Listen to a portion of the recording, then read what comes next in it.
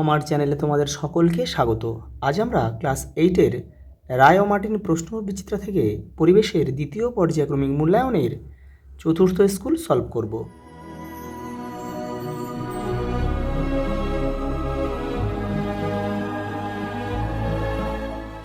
প্রথম প্রশ্ন দেখো, সূর্য থেকে পৃথিবীতে তাপ আসে, অপশান ডি আমাদের সঠিক উত্তর, বিকিরণ পদ্ধতিতে।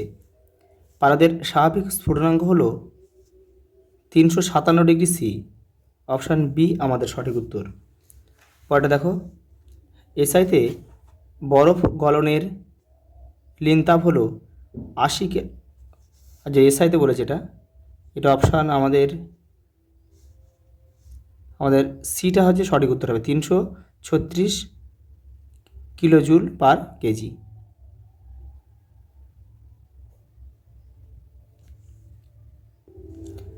পরেরটা দেখো, জৈব অনুঘটক বা উৎসেচকগুলি প্রধানত প্রোটিন জাতীয় যৌগ।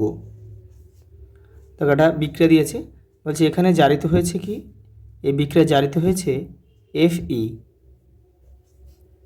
প্রদত্ত কোনটি তড়িৎ বিশ্লেষ্য পদার্থ? চিনি, অ্যালকোহল, গ্লুকোজ, খাদ্য লবণ। এখানে হচ্ছে খাদ্য লবণ। ঊর্ধ্বাকাশ এবং ভূপৃষ্ঠের মধ্যে বিভব পার্থক্য বজায় রাখে এমন প্রাকৃতিক তড়িৎ কোষ হল বজ্রপাত। অসংক্রামক রোগ ঘটিত মহামারী কোনটি? Coronary heart disease. Macronutrients হলো, এখানে হবে এমজি, ম্যাগনেসিয়াম। এটা তোমাদের বইয়ের 206 নম্বর পেজে তোমরা এটা ভালোভাবে পেয়ে যাবে। এটা হচ্ছে এই ম্যাক্রো নিউট্রিয়েন্টস মানে হচ্ছে কিন্তু মুখ্য খাদ্য উপাদান, আর মাইক্রো যেটা রয়েছে যে গৌণ খাদ্য উপাদান, তোমাদের বইয়ের 206 নম্বর পেজে ওখানে তোমরা সব ডিটেলসে পেয়ে যাবে। ঝালাইয়ের কাজে অক্সিজেনের সঙ্গে কোন গ্যাস ব্যবহৃত হয়? এটা হবে অ্যাসিটিলিন। ওটা দেখো, নাবি জাতের ধান হলো, এখানে হবে অপশান পঙ্কজ। আরেকটা লিখে দিচ্ছি, মাসুরিও কিন্তু নাবি জাতের ধান। পরে দেখো, ড্যালাপন ব্যবহৃত হয় আগাছা নাশক হিসাবে, এই যে অপশান সি আমাদের সঠিক উত্তর। দেখো গ্রুপ বি এর প্রথম প্রশ্ন দেখো, 400 গ্রাম ভরের অ্যালুমিনিয়াম খণ্ডের উষ্ণতা 30 ডিগ্রি সি থেকে 70 ডিগ্রি সি পর্যন্ত বৃদ্ধি করতে 3360 ক্যালোরি তাপ লাগে। অ্যালুমিনিয়ামের আপেক্ষিক তাপ কত? একক উল্লেখ আবশ্যিক। দেখে নাও, এটা অঙ্ক দিয়েছে, দেখে নাও।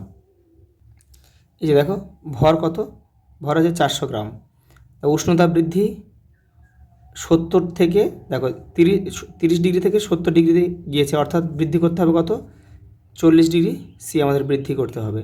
আর প্রয়োজনীয় তাপ দেওয়া আছে 3360 ক্যালোরি। দেখো আমরা জানি কি, তাপ তাপ তাপ সমান সমান ভর ইন্টু আপেক্ষিক তাপ ইন্টু উষ্ণতা বৃদ্ধি। এবার আমাদের আপেক্ষিক তাপটা বের করতে হবে।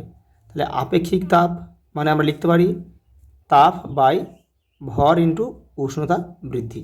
তাহলে দেখো আমাদের দেওয়া আছে, তাপ দেওয়া আছে 3360 দেওয়া আছে, ভর কত? ভর হতে 400, আর উষ্ণতা বৃদ্ধি আমাদের কত হয়েছে? 30 থেকে 70 যেতে হয়েছে, অর্থাৎ 40। এই যে 40, এবার কাটাকুটি করে আমাদের এটা আসবে কিলো, এই যে calorie 0.21 calorie per degree C. দেখো পরেরটা দেখো, শূন্যস্থান পূরণ করো। ইংরেজ বিজ্ঞানী জেমস ডিউয়ার হবে, এটা ডিউয়ার থার্মোফ্লাক্স আবিষ্কার করেন। পরেরটা দেখো, সত্য না মিথ্যা লেখো। হিরে তাপের সুপরিবাহী পদার্থ, এটা সত্য হবে। দেখো হিরে তাপের সুপরিবাহী, কিন্তু আমি এখানে লিখে দিচ্ছি, দেখো কিন্তু তড়িতের কুপরিবাহী, মানে হীরের মধ্যে দিয়ে বিদ্যুৎ প্রবাহ হয় না, কিন্তু তাপ প্রবাহ হয়। পরেরটা দেখো, শব্দের উপস্থিতিতে সংঘটিত হয় এরূপ একটি রাসায়নিক বিক্রিয়ার উদাহরণ দাও। দেখো C2H2 C plus H two, এটা লিখলে হয়ে যাবে। পরেরটা দেখো, একটা বিক্রিয়া দিয়েছে, এই বিক্রিয়ায় কোনটি জারিত ও কোনটি বিজারিত হয়েছে। এখানে দেখো জারিত হয়েছে, এখানে জারিত হয়েছে সি, আর বিজারিত হয়েছে জেড এনও। আর এই আগের বিক্রিয়াটা একটু দেখে নাও, এটা কিন্তু অ্যাসিটিলিনের সংকেত। শব্দের প্রভাবে অ্যাসিটিলিন সশব্দে বিয়োজিত হয়ে কার্বন এবং হাইড্রোজেনে পরিণত হয়। এটা পরেরটা দেখো, মরচের সংকেত লেখো, Fe2O3NH2O। এই এন অর্থাৎ জলের অণুর সংখ্যা।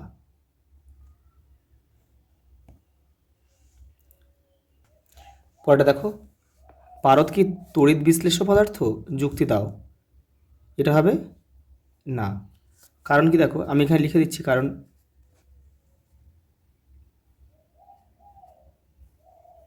কারণ পারদ তরল ধাতু হওয়ায় মুক্ত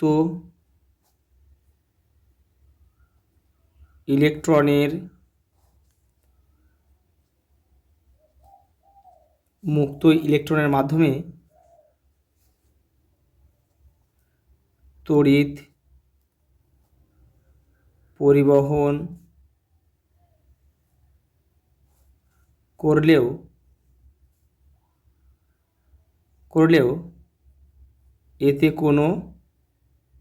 এতে কোনো রাসায়নিক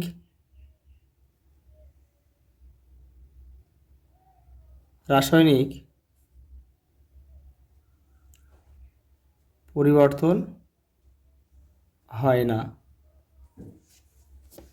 পরেরটা দেখো,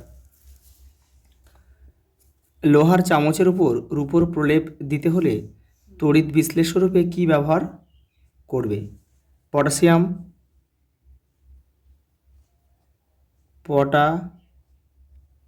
পটাশিয়াম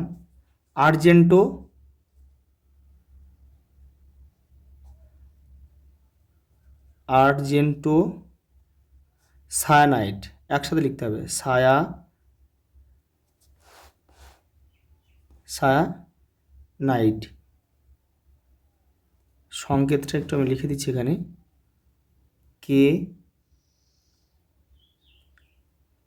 KAG ব্র্যাকেটে CN2।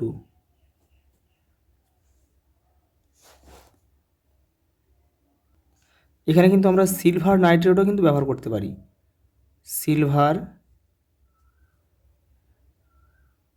নাইট্রেট লিখে নেবে, সিলভার নাইট্রেটও কিন্তু আমরা ব্যবহার করতে পারি। পরেরটা দেখো,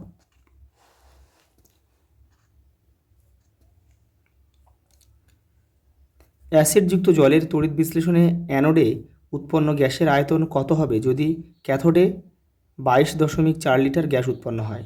দেখে নাও। এই দেখো, হাইড্রোজেন ও অক্সিজেনের আয়তন অনুপাত 2:1। অ্যাসিডযুক্ত জলের তড়িৎ বিশ্লেষণে ক্যাথোডে হাইড্রোজেন ও অ্যানোডে অক্সিজেন উৎপন্ন হয়। ক্যাথোডে 22.4 লিটার গ্যাস উৎপন্ন হয়েছে, অর্থাৎ অ্যানোডে উৎপন্ন হবে কি, তাহলে 22.4কে আমাদের 2 দিয়ে ভাগ করতে হবে, করলে আমরা পেয়ে যাবো 11.2। অর্থাৎ এখানে অনুপাত হিসেবে যদি আমরা ধরি 2 মানে হাইড্রোজেন, 2 মানে 22.4, তাহলে 1 মানে কত, অর্থাৎ 1 মানে 11.2। পরেরটা দেখো, এখানে দেখো বলেছে প্রদত্ত চিত্রে পি ও কিউ বিন্দুর মধ্যে বিভব পার্থক্য কত? এখানে দেখো যে বিভব পার্থক্যটা আমাদের কি করতে হবে, এখানে সব প্রত্যেকটা 1.5 ভোল্ট করে রয়েছে, 1.5 ভোল্ট করে রয়েছে, এখানে আমাদের 4টে কিন্তু যোগ করতে হবে। এই 4টে যোগ করলে আমাদের হবে 6 ভোল্ট। এই 6 ভোল্টটাই কিন্তু আমাদের উত্তর। পরেরটা দেখো, পশ্চিমবঙ্গের আমগুলির মধ্যে কোন আম সব থেকে আগে পাকে? এটা হবে গোলাপ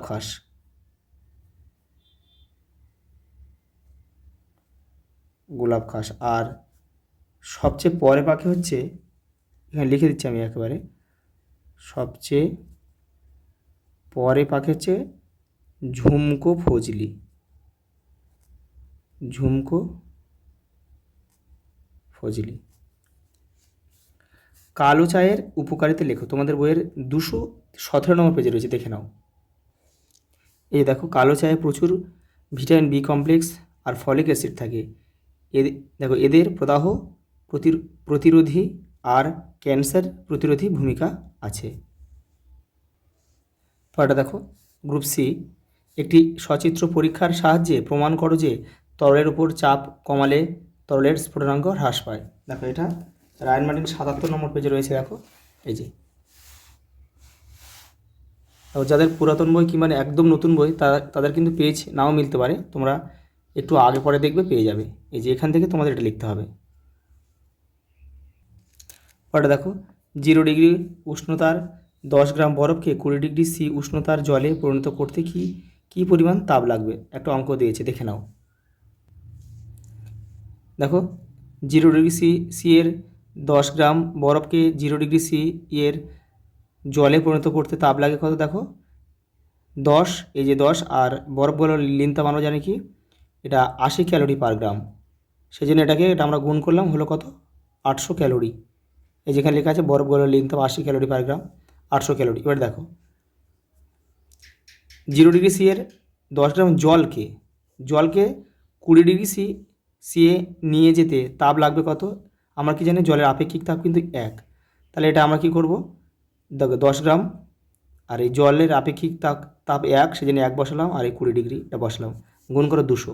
তাহলে এখানে ছিল 800, এখানে ছিল 200, তাহলে মোট তাপ কত প্রয়োজন আমাদের? 1000 ক্যালোরি। ওটা দেখো, তাপমুচি রাসায়নিক পরিবর্তন কাকে বলে? দেখো, তোমাদের বইয়ের 98 নম্বর পেজে রয়েছে। এই যে যেসব রাসায়নিক পরিবর্তনে তাপ উৎপন্ন হয় তাদের বলে তাপমুচি রাসায়নিক পরিবর্তন। দেখো, সঙ্গে একটা প্রশ্ন দিয়েছে, এই যে যারা ওয়েল্ডিং করেন তাদের বিশেষ ধরনের ফিল্টার লাগানো চশমা পরে কাজ করতে হয় কেন? দেখো, তোমাদের বইয়েরটা 99 নম্বর পেজে রয়েছে, 99 পেজে রয়েছে এটা। এই যে দেখো, এই যে ঝালার সময় তাপ ও আলোক শক্তি আসে তাপমুচি রাসায়নিক বিক্রিয়া থেকে। এখান থেকে তোমাদের এটা লিখতে হবে কিন্তু পুরোটা। পরেটা দেখো, তড়িৎ বিশ্লেষণ কাকে বলে? তোমাদের বইয়ের 112 নম্বর পেজে দেখো উত্তরটা রয়েছে। এই যে দেখো, এখান থেকে তোমার লিখতে হবে যে তড়িৎ বিশ্লেষণ, এই যে গলিত অবস্থায় বা দ্রবণে কোনো পদার্থের মধ্যে দিয়ে বিদ্যুৎ পাঠিয়ে রাসায়নিক পরিবর্তন ঘটানোর নাম হচ্ছে তড়িৎ বিশ্লেষণ। পরেটা দেখো, ভোল্ট মিটার ও ভোল্টামিটারের মধ্যে মূল পার্থক্য কী? দেখে নাও। এই দেখো, আমি লিখে দিয়েছি, ভোল্ট মিটার দিয়ে বর্তনীর বিভব প্রভেদ মাপা হয়, আর ভোল্টামিটারকে তড়িৎ বিশ্লেষণ করা হয়। এই যে দেখো, আমি এখানে ছোটো করে লিখে দিয়েছি, বর্তনীর বিভব প্রভেদ মাপা হয়, আর হচ্ছে তড়িৎ বিশ্লেষণ হচ্ছে ভোল্টামিটারে করা হয়। কয়টা দেখো, বজ্র নিরোধক কি, এর কার্যনীতি লেখো, দেখে নাও। এই দেখো, বজ্র নিরোধক কি? বজ্র নিরোধক হলো উঁচু বাড়ির ছাদে লাগানো একটি ধাতব দণ্ড, যার নিচের প্রান্ত মাটির গভীরে পোঁতা থাকে। এর কাজ কি দেখে নাও। এটি বায়ুমণ্ডলের আধানকে সরাসরি মাটিতে পাঠিয়ে দিয়ে বাড়িকে বজ্রপাতের হাত থেকে রক্ষা করে। ওটা দেখো, যক্ষা রোগের জন্য দায়ী ব্যাকটেরিয়ার নাম লেখো। মাইকোব্যাকটেরিয়াম,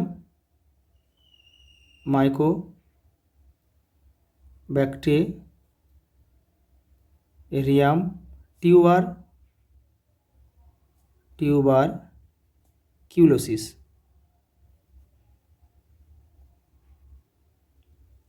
পরেটা দেখো, ওর সঙ্গে একটা দিয়েছে, দেখো ডটস এর সম্পূর্ণ নাম কি? দেখো, এই যে রয়েছে, দেখো তোমাদের বইয়ের 171 নম্বর পেজে রয়েছে। দেখো, এই যে যক্ষার জীবাণুর নামটা ওখানে রয়েছে। দেখো, মাইকোব্যাকটেরিয়াম টিউবারকিউলোসিস, আর ডটস দেখো, the directly observed treatment short course. পরের প্রশ্ন দেখো, জৈব সার ব্যবহারের 4টি সুবিধা লেখো। দেখো, তোমাদের বইয়ের 207 নম্বর পেজে রয়েছে। দেখো, এই যে এইগুলো লিখতে হবে। জৈব সার মাটির জল ধারণ ক্ষমতা বাড়ায়, জৈব সার ব্যবহার করলে মাটি রন্ধ্রযুক্ত হয়, এগুলো এই 4টে লিখতে হবে। পরেরটা দেখো, বাষ্পায়নের হার কীভাবে তরলের উপরিতলের ক্ষেত্রফল বা বায়ু চলাচলের উপর নির্ভর করে তা উদাহরণ সহযোগে ব্যাখ্যা করো। দেখো রায়মার্টিন ৭৭ নম্বর পেজে রয়েছে। এই যে দেখো তরলের উপরিতলের বিস্তৃতি, দেখো তরলের উপরিতলের বিস্তৃতি বা ক্ষেত্রফল যত বেশি হয় বাষ্পায়নের হার তত বেশি হয়। উদাহরণ হিসেবে তোমরা দিতে পারো 1 কাপ গরম চাকে যদি প্লেটে ঢালা হয় তাহলে কিন্তু সেটি তাড়াতাড়ি ঠান্ডা হয়ে যাবে, কারণ কি সেখানে অনেক ক্ষেত্রফলটা অনেক বেশি হয়ে যাবে, বাষ্পায়নটা দ্রুত হবে। এবার দেখো বায়ু চলাচল, দেখো তরলের উপর বায়ু সঞ্চালন বাড়লে বাষ্পায়ন দ্রুত হারে হয়। যেমন দেখো ঘরের ভিজে মেঝে তাড়াতাড়ি শুকোনোর জন্য আমরা ফ্যান চালাই, বা কালির লেখা তাড়াতাড়ি শুকোনোর জন্য আমরা ফু দিই। পরেরটা দেখো ওর সঙ্গে রয়েছে এক খণ্ড বরফ টুকরোর মধ্যে গর্ত করে জল রাখলে ওই জল জমে বরফে পরিণত হবে কি? যুক্তি দাও। বরফে পরিণত হবে না, এটা দেখো যুক্তিটা রয়েছে এটা, এখান থেকে তোমাদের কিন্তু লিখতে হবে। ওপারেও কিছুটা রয়েছে, এই যে পরেরটা দেখো অনুঘটকে দুটি বৈশিষ্ট্য লেখো। এই যে তোমাদের বইয়ের 95 নম্বর পেজে রয়েছে, এখান থেকে তোমরা লিখবে। এখানে 3টে রয়েছে, এখান থেকে তোমরা করে নেবে। দেখো পরের প্রশ্ন, তরমুজের বীজে উপস্থিত এনজাইমটির নাম কি? ইউরিয়েজ।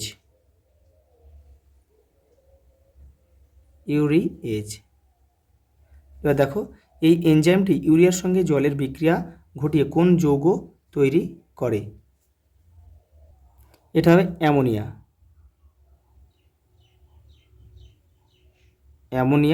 তোমাদের বই দেখো 97 নম্বর পেজে রয়েছে। এই যে দেখো,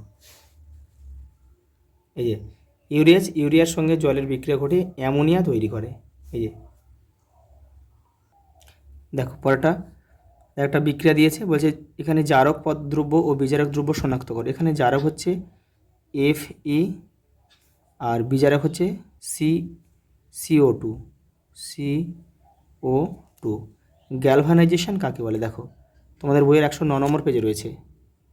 এই দেখো লোহার উপরে জিঙ্কের আস্তরণ দিলে জিঙ্ক লোহার মরচে ধরা বাধা দেয়, এই পদ্ধতিকেই গ্যালভানাইজেশন বলে। অর্থাৎ তো আমরা বলতে পারি যে লোহার উপরে জিঙ্কের প্রলেপ দেওয়াকে গ্যালভানাইজেশন বলে। পরের প্রশ্ন দেখো, জলসেচ সংক্রান্ত ফোয়ারা পদ্ধতি ও ড্রিপ পদ্ধতি বলতে কী বোঝে? দেখো 209 নম্বর পেজে রয়েছে তোমাদের বইয়ের। এই যে দেখো এটা হচ্ছে ফোয়ারা পদ্ধতি, এটা লিখবে। আচ্ছা ড্রিপ পদ্ধতি এটা লিখবে। ওর সঙ্গে একটা প্রশ্ন দিয়েছে, দেখো মাড়াই ও ঝাড়াই কাকে বলে? দেখো তোমাদের বইয়ের 210 নম্বর পেজে রয়েছে এই মাড়াই আর ঝাড়াই, এই যে দুটোই কিন্তু লিখতে হবে। পরেরটা দেখো আমের জোড় কলম কাকে বলে? দেখো 216 নম্বর পেজে দেখে নাও তোমাদের বইয়ের, এই যে এখান থেকে এটা। পরেরটা দেখো চা পাতা তৈরির ধরন অনুযায়ী বাণিজ্যিক চা কত প্রকার ও কী কী? এই যে দেখো তোমাদের বইয়ের 219 নম্বর পেজে রয়েছে। দেখো এই যে 3 প্রকার, কালো চা, সবুজ চা আর ওলং চা। যেসব নাইট্রোজেনযুক্ত সার প্রয়োগে চায়ের উৎপাদন বাড়ে সেরূপ দুটি সারের নাম লেখো। ইউরিয়া আর আমরা লিখতে পারি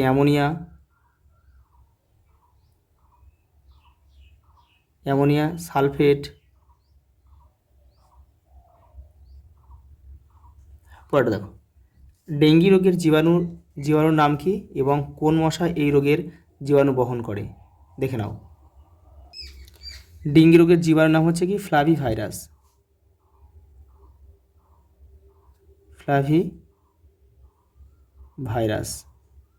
কোন মশা এই রোগের জীবাণু বহন করে? এডিস। দমদম জ্বরের লক্ষণগুলি কি কি? দেখো 170 নম্বর পেজে রয়েছে, দেখে নাও। এই দেখো ধারাবাহিক জ্বর, খিদে কমে যাওয়া, ওজন কমে যাওয়া, প্লীহা বড় হয়ে যাওয়া, অ্যানিমিয়া প্রভৃতি এই রোগের লক্ষণ। এটা দেখো এইডসের পুরো নাম কি? Acquired immuno deficiency syndrome.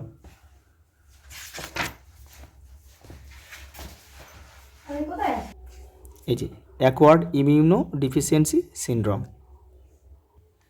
পরের প্রশ্ন দেখো বৈজ্ঞানিক কারণ লেখো। গ্রীষ্মকালে কুকুর জিভ বের করে হাঁপায় কেন?